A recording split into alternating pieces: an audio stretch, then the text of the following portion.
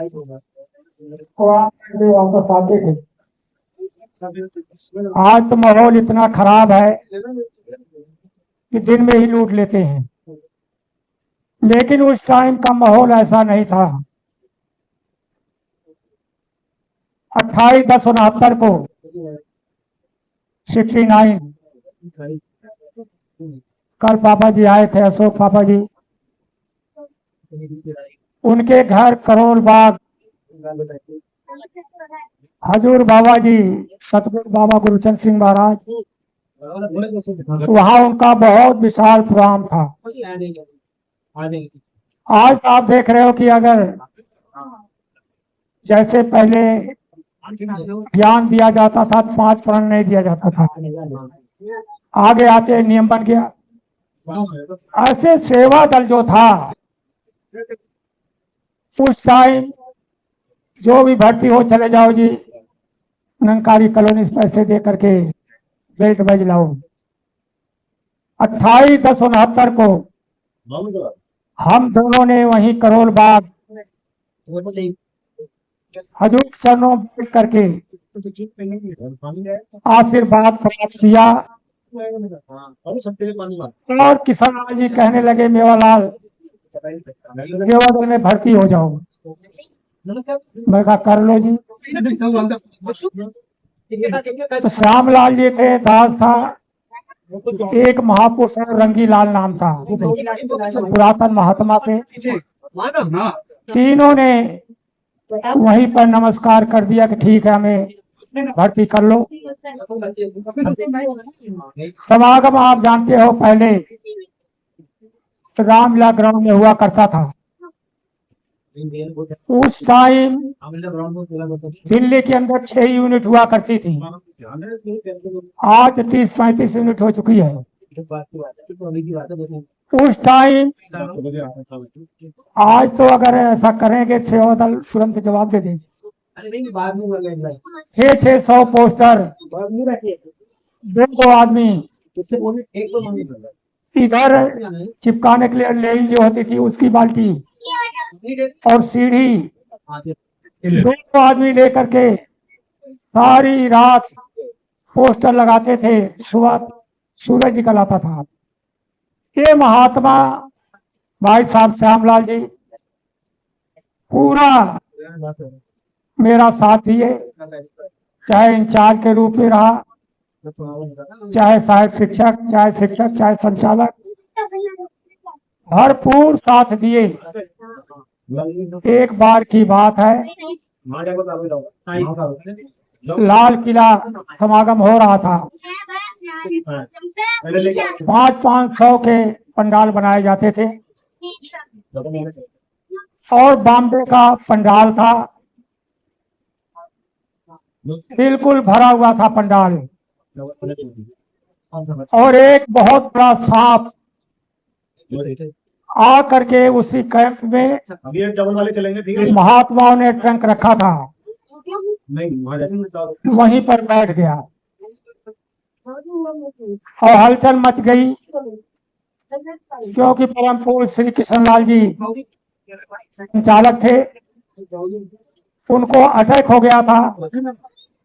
चड्ढा साहब ने कहा, किशन लाल तुम महीने महीने सेवा करते थे, अब ग्राउंड की जिम्मेदारी कौन लेगा? उनका वचन निकल गया, मेवालाल।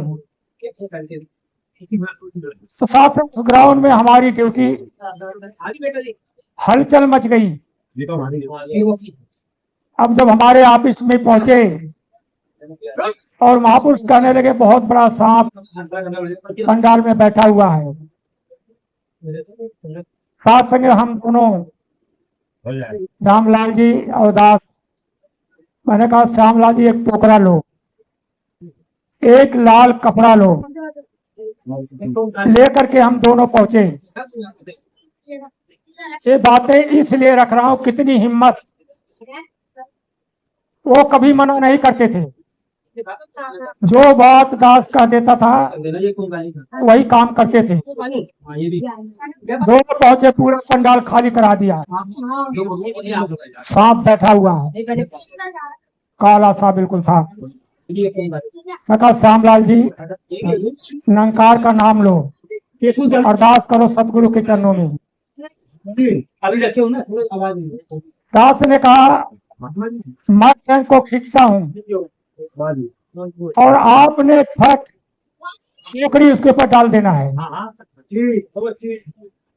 तो उन्होंने वैसे किया, दास ट्रेन को खींचा और टोकरी वो सांप के ऊपर डाल दिए। अब दरी को पकड़ करके आहिस्ता आहिस्ता उस दरी को हमने पलटा, सांप टोकरी में आ गया।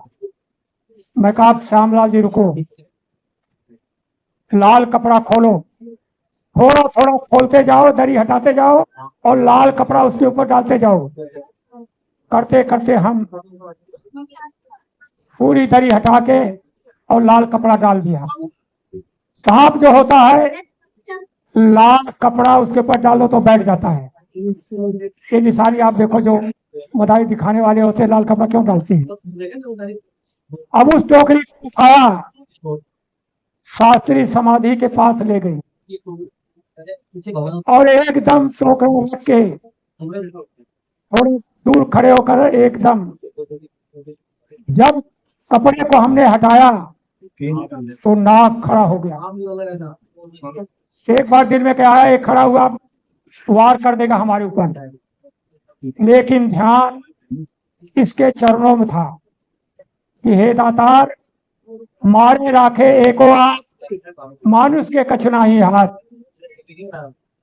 उसके बाद वहां से जब समागम उठा और 8 नंबर के सामने जो अथॉरिटी बनी हुई आजकल, बड़े बड़े डिब्बे थे, हम तो क्या करते थे, एक टेबल बिछा लेना और दोनों लाठी लेकर के बैठ जाना, क्योंकि वहां सांप बहुत, इतने सांप थे हमने मारा वहां। अब दोनों उसी बैठे, अंधेरा भी, लेकिन इस निरंकार का सहारा ले करके हम दोनों जब देखते थे कि ये सांप निकल रहा है, दोनों एकदम जुट जाते थे सांप को मारने के लिए। ऐसी ऐसी हिम्मतें महात्माओं ने किया। मेरे साथ अमृतसर भी गए, मेरे साथ आजमगढ़ भी गए, अनेक जगह वो साथ में गए। जब पहली बार, अभी परम पूज्य रवि जी ने कहा एक बात ना, फ्री व्हीलर थी, लेकिन 15-15 आदमी हम भर के माटो लगा के रात को जाते थे। परम पूज्य श्री कृष्ण लाल जी कह देते थे केवल आप हमारे लंगर का प्रबंध कर देना, हमारे जवान आएंगे और 2 बजे रात तक ये काम करेंगे। तो साथ संगत और लाल किला जब समागम शुरू हुआ, बहुत बड़ी बड़ी घास थी, किसी की हिम्मत नहीं पड़ी। वहीं से बाबा जी ने पहाड़गंज का नाम जत्था रख दिया। कोई काम पड़े तो यही कहे पहाड़गंज जत्थे को बुलाओ। साथ संगत किसी ने हिम्मत नहीं किया। हजूर का आदेश आया पहाड़गंज वालों को बुलाओ। जब सतगुरु का आदेश आ गया कौन पीछे रहेगा। फिर दास ने यही कहा संचालक साहब को कि आप केवल लंगर का प्रबंध कर देना, मेरे जवान प्राइवेट नौकरी करने वाले हैं, नौकरी से छुट्टी करके सीधा यहीं पर आएंगे। और काम लाइट भी नहीं, मिट्टी का तेल का गैस जला जला करके घास कटाई करते थे। दूसरे बाबा जी जब आए निरीक्षण करने लगे, चड्डा साहब कहने लगे बाबा जी के पहाड़गंज वालों ने केवल सेवा दल का नाम नहीं है, पहाड़ से पूरी संगत आ गई, सभी आ गए।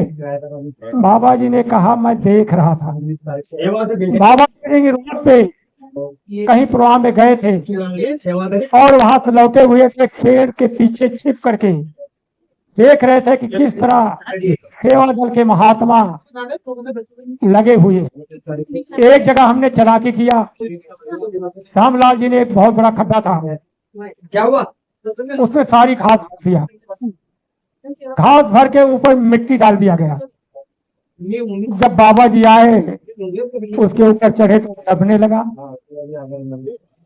कहने ये क्या बात है, ये दब क्यों रहा है? हमने कहा बाबा जी नीचे घास डाला हुआ है। कहने लगे घास को निकालो। सतगुरु एक एक चीज को हर ध्यान रखते थे।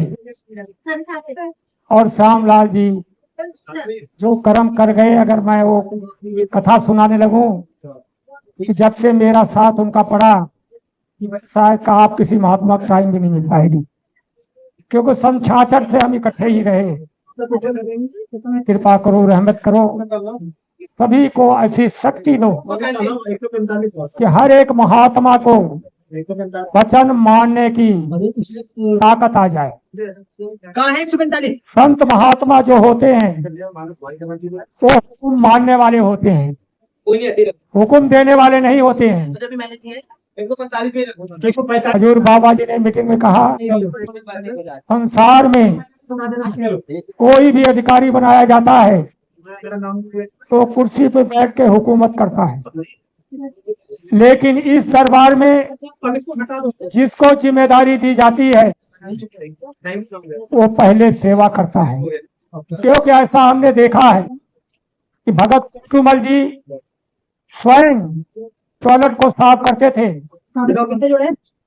जब दूसरा देखे तो उसको शर्म आ जाए वो भी लग जाए। और यही ये बता डेडी लालचंद जी वो भी यही कर्म करते थे। जब हम सुबह 4 बजे आए तो डेडी लगे होते थे, तो उनके साथ हम भी लग जाते थे। अगर किसी को कर्म करना सिखाना है तो जबानी नहीं, जबानी कहने से फर्क पड़ता है। अगर आप कर्म करके अगर यहाँ पर कहते हो कि नम्रता प्यार, तो पहले प्यार खुद दिखाओगे। आज क्यों मीटिंग में समझाया जाता है कि आपके बोलने का ढंग, आपका बैठने का ढंग, आपके कपड़े पहनने का ढंग, क्यों हर बात कही जाती है कि स्टेज पे बैठने वाला कैसा कपड़ा पहने, स्टेज चलाने वाला कैसा कपड़ा पहने। ये सब जितनी चीजें हैं गुरु समय काल के मुताबिक आज हमें वही शिक्षा दे रहा है। आओ साथ संगत, सबसे पहला कर्म, अगर हम सभी गुरु की बात को मानते हैं, जो बातें लिखी गई है, प्रथम भक्ति संतन कर संगा। भक्ति यहाँ शुरू होती है, अगर वो संगत नहीं किया तो भक्ति कर नहीं सकता है। सेवा नहीं किया, सिमरन नहीं किया, एक ज्ञान को आगे बढ़ाने का ये 3 फार्मूला है कि सत्संग करो, सेवा करो, सिमरन करो। ये चीजें निता पड़ती हमने करना है। हमें ऐसा नहीं कि एक रोज संगत कर लिए, घर बैठ गए, महाराज वहीं बैठ करके सिमरन कर लेते हैं। यहाँ ने क्या जरूरत है, ये वाले है ना, वहीं बैठने सब कुछ मिल जाता है। ये गुरु किस लिए नियुक्त किया गया? करना ही पड़ेगा। गुरु की वचन को मानो। जो हम खड़े नहीं हो पाएंगे यहाँ पे। प्रथम भक्ति संतन कर संगा, हम लोग ही दूसरा भक्ति रति मम कथा प्रसंगा, तीसर भक्ति अमान, मान से रहित हो जाओ कि मैं मिशन में आया हूँ, मैं ये बन जाऊं, मैं वो बन जाऊं, कुछ नहीं।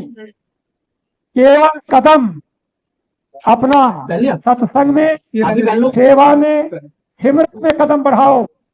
गुरु अंतर्जामी है, घट घट की जानने वाला है, वो सब पूर्ण करता है। तो भाई साहब श्यामलाल जी ने अंतिम सांसों तक जब हॉस्पिटल जाने लगे, दास वहीं पर खड़ा था। फिर अस्पताल जाने के लिए दास ने कहा, तो रमेश ने कहा नहीं अंकल, आप दोनों थे पिता के समान, वो तो पिता ही थे, आप उनके समान पिता ही थे। एक को तो मैं खो दिया हूँ, लेकिन आपको मैं सुरक्षित रखना चाहता हूँ। आप यहीं बैठिए, जो कोई आता है आप उस महात्मा से मिल करके और उनको यहीं से वापस कर। साथ संगत ऐसे महात्माओं का जो ध्यान है, बहुत उन्होंने कर्म किया, मेरे साथ टूर भी किया है, चाहे बनारस गए, अनेकों जगह मेरे साथ टूर पर भी गए हैं, लेकिन वो वचन मानते थे। अगर